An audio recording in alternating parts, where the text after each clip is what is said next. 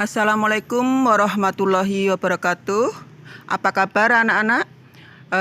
Semoga semuanya sehat dan tetap semangat.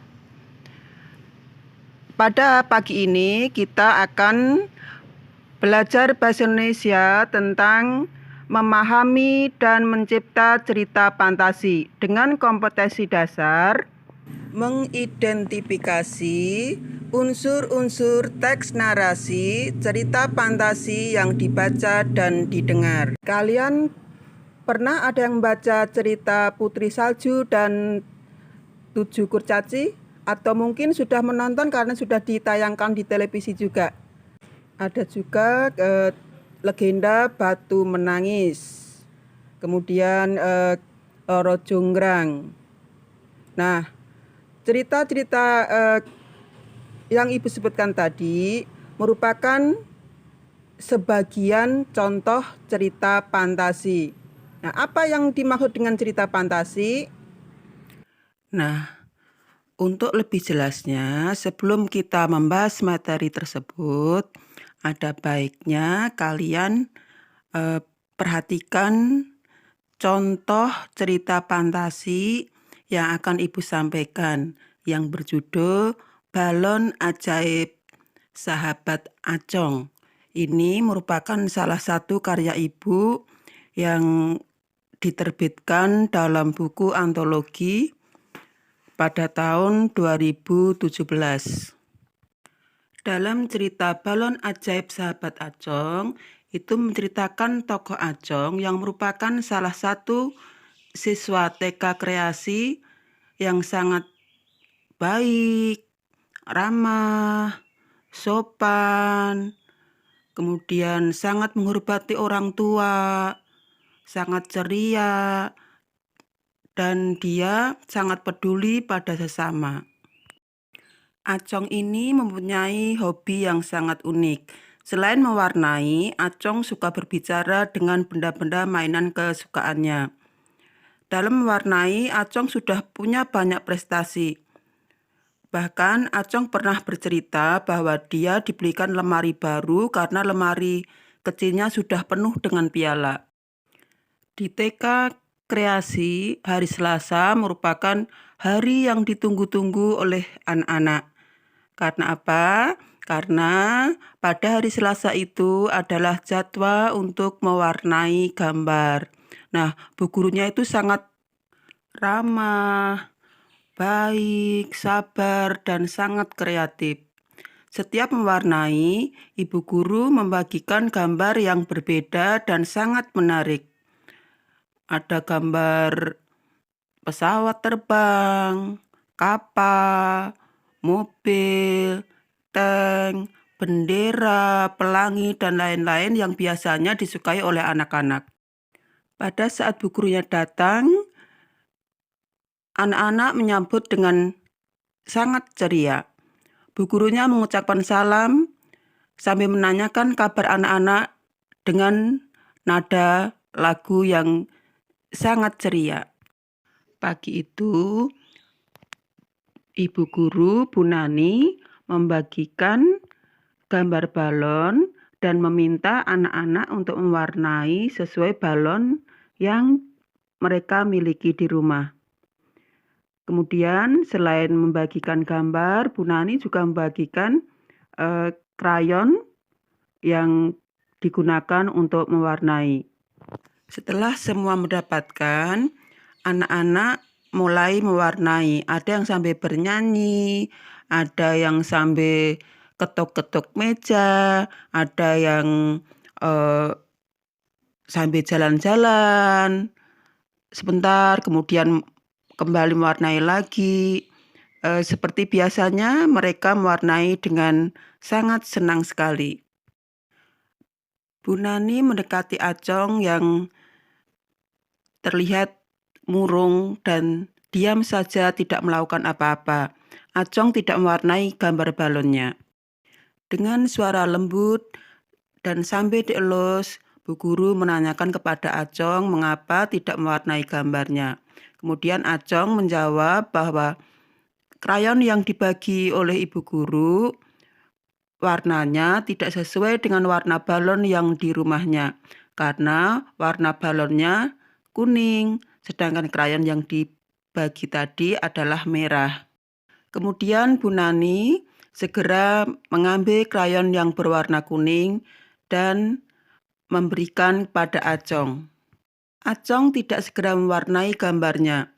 Acong menyebut-nyebut nama si kuning berulang-ulang sambil melihat ke arah pintu. Tak lama kemudian, ada balon terbang berwarna kuning yang mendekat dan Acong sangat senang dan langsung lari menyambut balon kuning tersebut dan membawanya ke dalam kelas.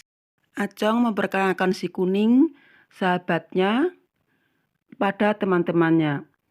Acong mengatakan si kuning ini adalah sahabat Acong yang selalu menghibur dia, selalu menemani dia. Si kuning ini adalah balon ajaib. Teman-teman tidak percaya, akan tetapi pada saat mendengar suara dari si kuning, kemudian mereka percaya. Anak-anak bahkan berkerumun ke depan mendekati si kuning dan saling memperkenalkan diri. Dengan sangat ceria, mereka menyebut namanya dan ingin bersahabat juga dengan si kuning. Si kuning pun menyambutnya dengan baik. Saat mereka masih asik berbicara dengan si kuning, Bu Guru menyampaikan bahwa sebentar lagi akan istirahat dan semua sudah mengumpulkan gambarnya. Tadi teman sebangku Acong menyampaikan kepada Bu Nani bahwa belum semua anak mengumpulkan gambarnya karena Acong belum mewarnai. Bu Nani menunjukkan gambar Acong yang sangat bagus. Acong tidak hanya mewarnai gambar balonnya, tetapi menambahkan gambar dengan abang balon dan sepeda dorongnya. Seperti biasa, anak-anak sangat memuji gambar Acong dan sangat mengagumi gambar karya Acong. Sebelum istirahat, anak-anak merayu Bu Guru agar mengizinkan Acong dan si kuning setelah istirahat bercerita tentang si kuning dan bagaimana Acong mendapatkan si kuning tersebut. Bu Nani pun mengizinkan. Maka setelah istirahat, bel masuk, mereka segera berlari masuk ke kelas dan Acong bersama si kuning segera bercerita. Acong menyampaikan bahwa si kuning, balon ajaibnya itu merupakan sahabat baiknya. Si kuning selalu menemani bermain, juga menghibur, memotivasi saat Acong sedih, misalnya saat mendapatkan nilai yang kurang bagus. Si kuning selalu menghibur dan memotivasinya sehingga Acong tetap semangat. Kemudian Acong menceritakan dari kapan dan bagaimana dia berkenalan dan mendapatkan si kuning tersebut. 3 tahun yang lalu, Acong menemui 2 anak kecil, kakak beradik. Adiknya itu menangis, minta dibelikan balon, tetapi kakaknya belum bisa membelikan. Dia merayu adiknya sambil mengelus bahwa dia akan bekerja lagi dan mengumpulkan uang dulu untuk bisa membelikan balon adiknya. Kemudian Acong sangat kasihan melihat hal tersebut. Acong pada saat melihat pasar malam di lapangan yang kebetulan dekat dengan rumahnya, Acong meminta izin kepada orang tuanya untuk pulang sebentar. Dia mengambil uang tabungannya di celengan yang berbentuk jago. Dia kembali lagi sambil mencari kedua anak tersebut. Acong memberikan balon kepada anak tersebut dan mengatakan bahwa dia masih punya uang lebih untuk membeli lagi. Pada saat itu, kedua anak tersebut sangat berterima kasih kepada Acong. Kemudian, tiba-tiba kedua anak itu menghilang sebelum Acong menjawabnya. Tanpa disadari oleh Acong dan entah dari mana datangnya, tiba-tiba ada balon kuning di depan Acong dan memperkenalkan diri dan merayu Acong untuk menjadi sahabatnya dan ingin pulang dengan Acong. Acong tidak percaya, walaupun si kuning sudah mengulang-ulang kata-kata tersebut. Acong menempelkan telinganya ke balon kuning tersebut. Akhirnya Acong pun percaya dan membawa si kuning pulang ke rumahnya. Nah, si kuning sejak itu bersahabat dengan Acong. Si kuning yang dapat berbicara, dapat menghibur Acong, dan dapat menyemangati Acong, sangat baik dan berteman dengan Acong yang baik. Semua teman-temannya bertepuk tangan dan sangat puas dengan cerita yang disampaikan Acong dan si kuning balon ajaibnya. Nah, cerita tadi merupakan salah satu contoh cerita fantasi. Baik, kita lanjutkan. Mengapa cerita tadi termasuk cerita fantasi? Apa sebenarnya ciri-ciri cerita fantasi?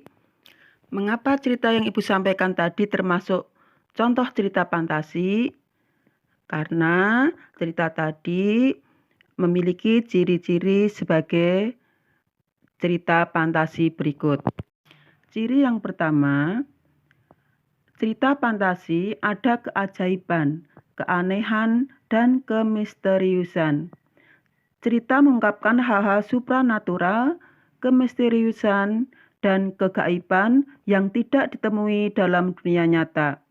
Cerita fantasi adalah cerita fiksi berjenis fantasi, dunia imajinatif yang diciptakan penulis.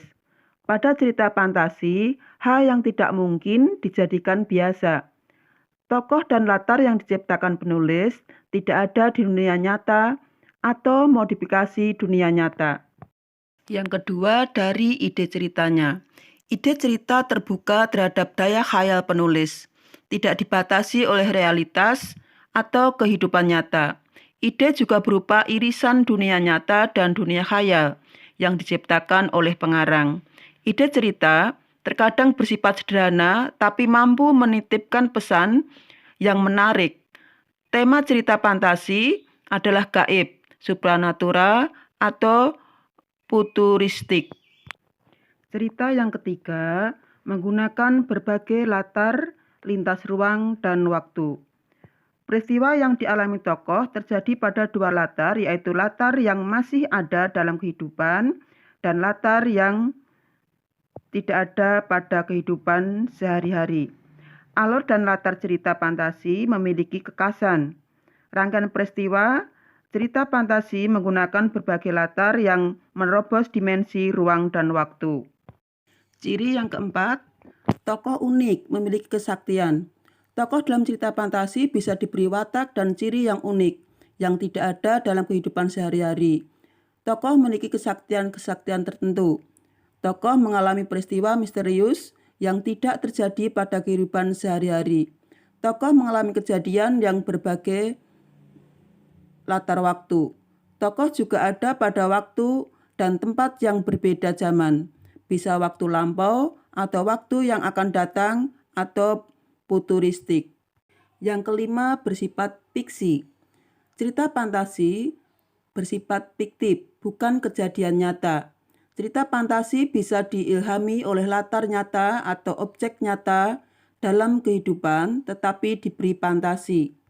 Yang terakhir, keenam, tentang penggunaan bahasa. Penggunaan sinonim disampaikan dengan emosi yang kuat dan variasi kata yang cukup menonjol. Bahasa yang digunakan variatif, ekspresif, dan menggunakan ragam percakapan, bukan bahasa formal. Setelah mengetahui ciri-ciri cerita fantasi dan memahami mengapa cerita yang disampaikan tadi termasuk cerita fantasi, akan kita lanjutkan pada jenis cerita fantasi. Yang pertama, cerita fantasi tota dan irisan. Cerita fantasi tota itu kategori cerita fantasi tota berisi fantasi pengarang terhadap objek atau hal tertentu.